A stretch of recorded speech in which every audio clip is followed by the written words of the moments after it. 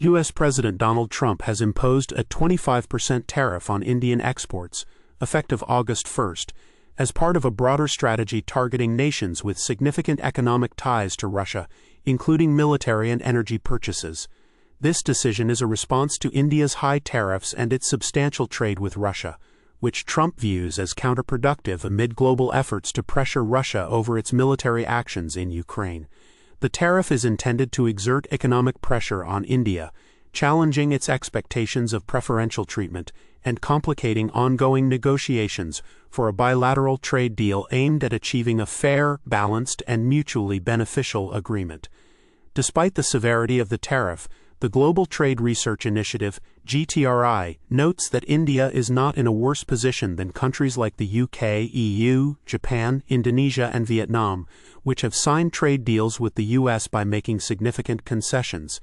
India has refrained from granting such concessions, particularly in agriculture, which supports over 700 million livelihoods. GTRI's founder, Ajay Shrivastava, emphasized that India's tariffs comply with World Trade Organization regulations and that the country has strategically used discounted Russian oil to manage inflation during global economic volatility. The tariff announcement has already impacted India's financial markets, with the rupee hitting a 5-month low and the Nifty 50 futures declining. This development risks straining U.S.-India relations, potentially undermining India's role as a strategic counterbalance to China and affecting its export competitiveness and investor appeal. The situation highlights the complexity of international trade negotiations and the pressure many countries face under U.S. trade policies, as Trump continues to leverage U.S. economic influence to secure more favorable terms globally. Supermicro Computer Inc. SMCI shares rose by 4.59% to $60.72 on Wednesday, as investors anticipate the company's fourth-quarter earnings report scheduled for next Tuesday.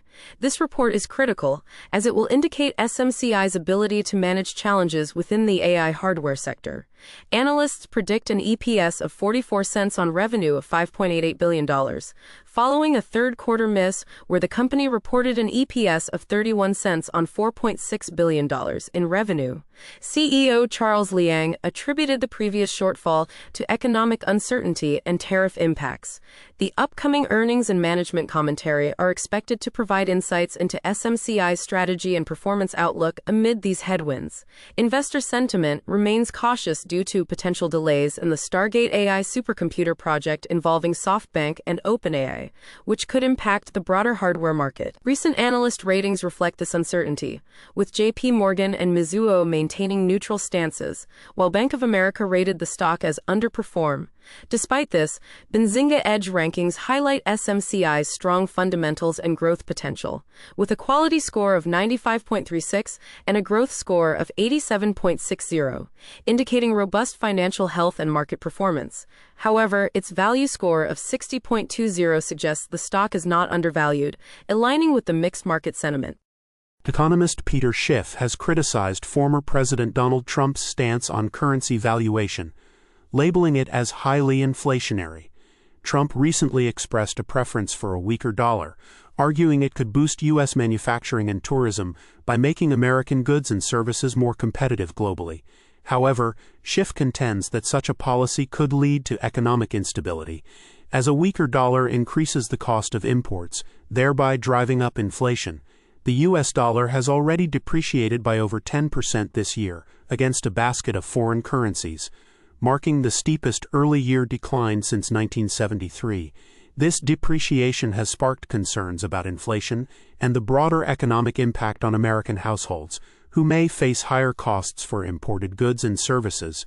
Kevin Thompson, CEO of 9i Capital Group, echoed these concerns, emphasizing that while a weaker dollar might benefit exporters and multinational corporations, it poses significant challenges for a consumer-driven economy like the U.S. by making imports more expensive. This could exacerbate inflationary pressures, particularly in essential sectors such as energy and food. Despite Trump's assertions that his policies have mitigated inflation, Thompson argues that price levels remain elevated in key areas, challenging the notion of a fully recovered economy. The ongoing decline in the dollar's value has also raised alarm about the U.S.'s fiscal health, with Schiff warning that continued deficit spending and rising national debt could erode global confidence in the dollar, potentially leading to broader economic ramifications. SolarEdge Technologies Inc., NASDAQ SEDG, saw an 8% increase in its stock following the announcement of a significant partnership with Solar Landscape, a leading U.S. commercial rooftop solar developer.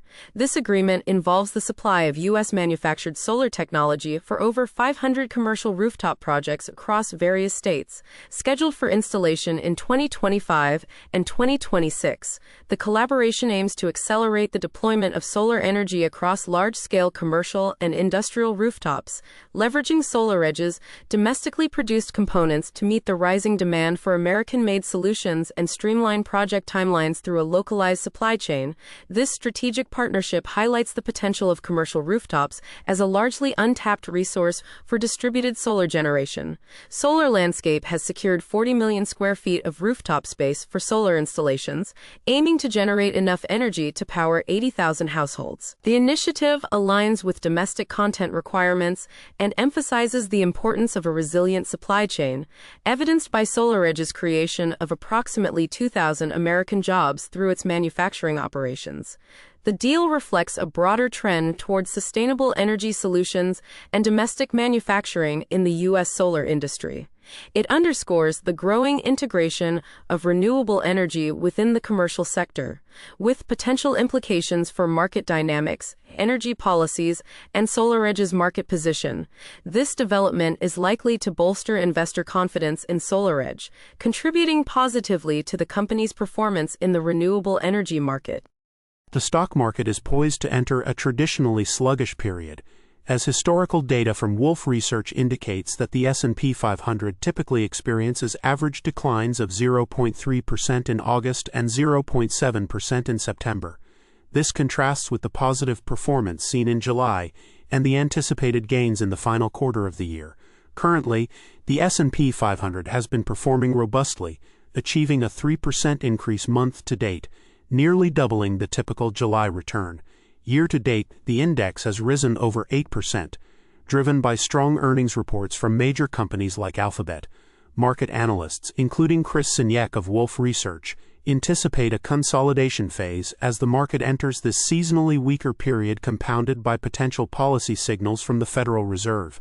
The Fed is expected to maintain its benchmark interest rate within the 4.25% to 4.5% range, but a hawkish tone could influence market dynamics. Additionally, upcoming economic indicators, such as the non-farm payrolls report and the personal consumption expenditures price index, along with earnings from tech giants like Qualcomm, Meta Platforms, and Microsoft, could further impact market sentiment.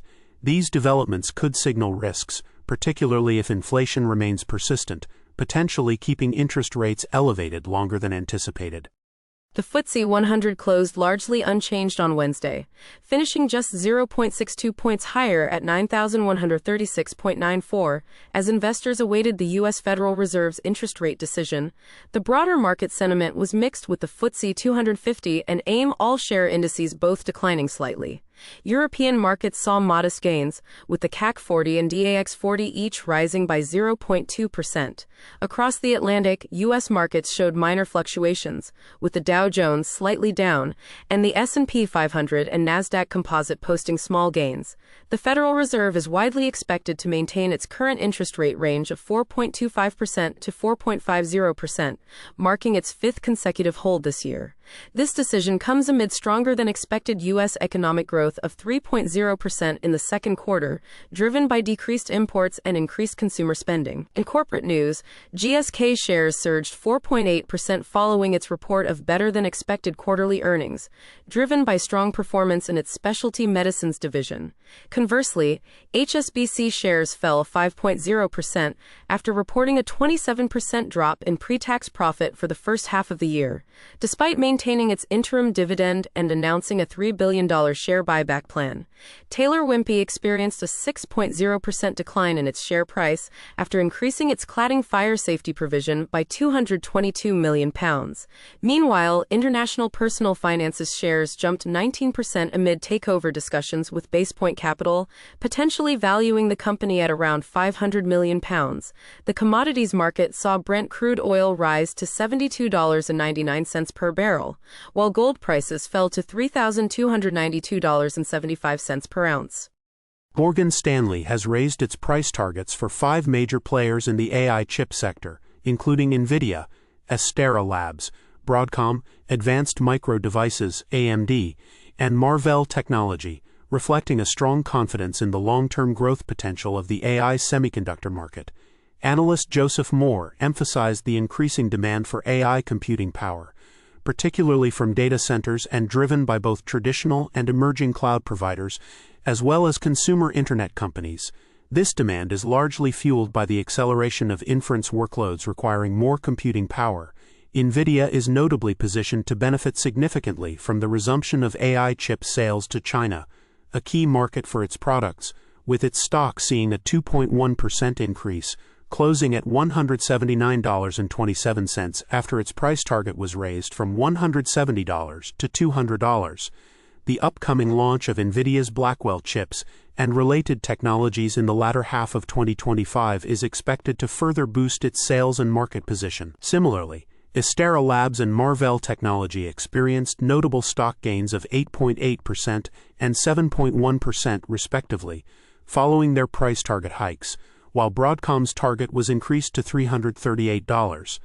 Moore remains optimistic about sustained investment in AI technologies through 2026, despite higher valuations, as reflected in the positive market response and increased investor confidence in the sector's growth trajectory.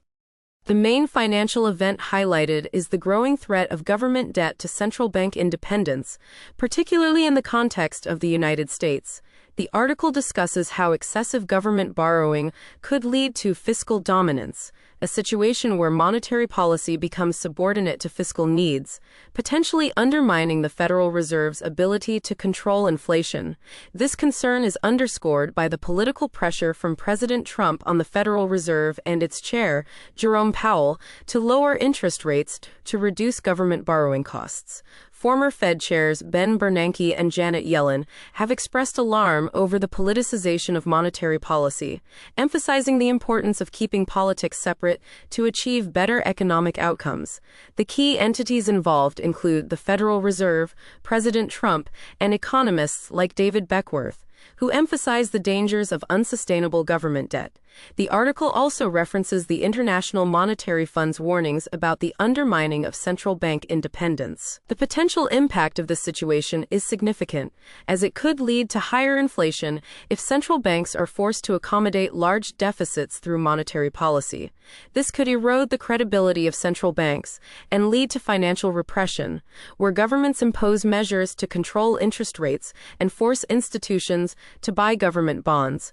Overall, the article suggests that without addressing the high levels of government debt, the independence of central banks like the Federal Reserve may be at risk, potentially destabilizing the broader economic environment.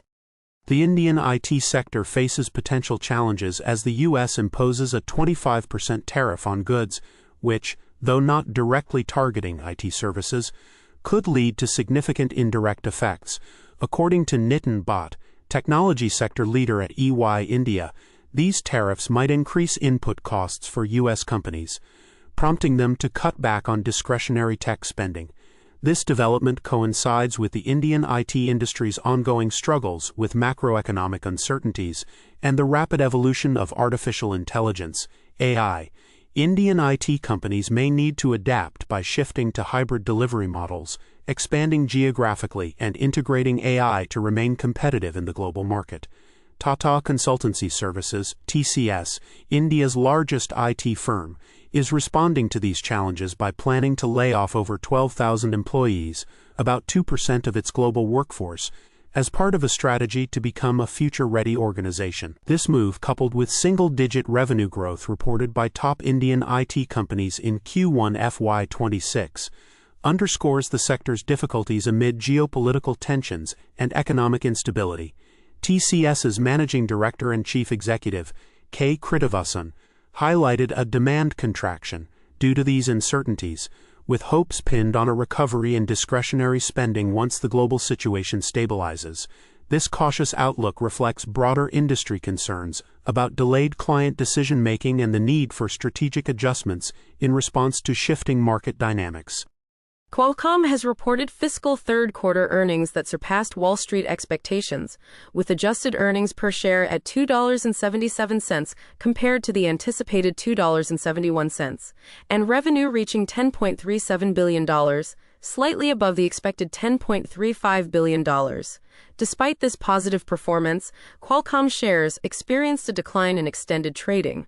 The company has projected a stronger-than-expected outlook for the upcoming quarter, forecasting adjusted earnings per share of $2.85 and revenue of $10.7 billion.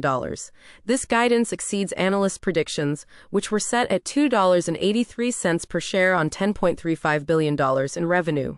Qualcomm's handset chip business, a significant revenue driver, reported $6.33 billion, slightly missing the forecast of $6.44 billion. A key highlight of Qualcomm's earnings call was its strategic focus on diversifying beyond its traditional smartphone chip business, particularly as it anticipates losing Apple as a customer for its modem business in the future. The company is increasingly investing in chips for other devices, including Meta's Quest VR headsets and Ray-Ban smart glasses, which are part of its Internet of Things (IoT) division.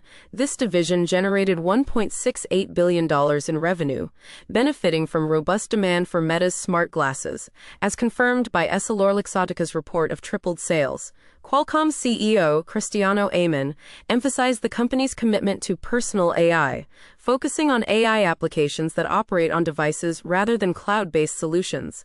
Additionally, Qualcomm is exploring opportunities in the automotive sector and AI chip deployment in data centers, signaling potential future growth avenues.